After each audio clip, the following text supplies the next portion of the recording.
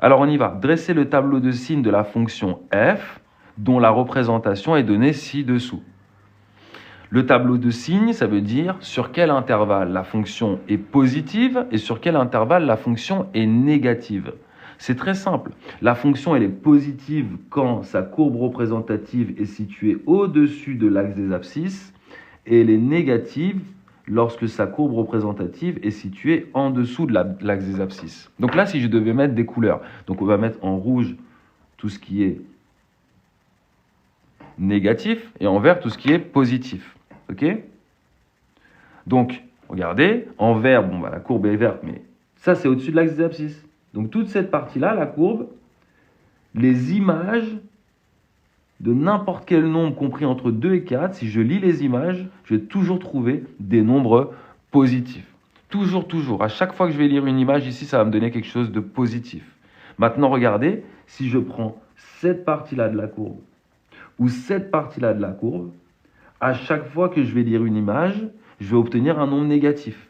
D'accord? Les images ici, pour les nombres situés sur cet intervalle-là ou sur cet intervalle-là, vont toutes être négatives. Vous faites la même chose en troisième, on commence à voir ça. Alors peut-être pas les tableaux de signes, les tableaux de variation par contre. Donc ici, je vais faire un tableau, regardez, qui va se représenter comme ça. Toujours pareil, que ce soit le tableau de variation ou le tableau de signes. Ici, f de x, et là je vais mettre les signes. Bah regardez, je sais que je dois avoir un signe négatif, puis un signe positif, puis un signe négatif pour ma fonction. Négatif, positif, puis négatif. Voilà. Maintenant, il faut que mon tableau soit complet.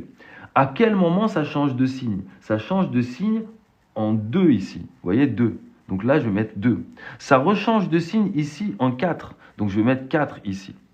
D'ailleurs, en 2 et en 4, l'image est nulle. Donc, on va mettre un rond comme ça, ici, pour expliquer qu'en 2 et en 4, l'image de 2 et de 4 par la fonction f est égale à 0. Et c'est logique, pour que ça change de signe, il faut que ça passe par 0. D'accord?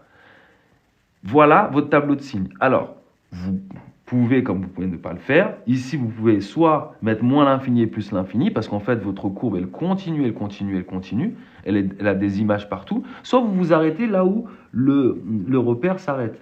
La courbe s'arrête dans la fenêtre. Donc ici, 1. Donc sur l'intervalle 1 à 2, la fonction est négative car elle est en dessous de l'axe des abscisses. Sur l'intervalle 2 à 4, la fonction est positive car elle est située au-dessus de l'axe des abscisses. Puis à nouveau sur l'intervalle 4 à 5, la fonction est négative car elle est située en dessous de l'axe des abscisses. Voilà ce qu'on appelle un tableau de signes.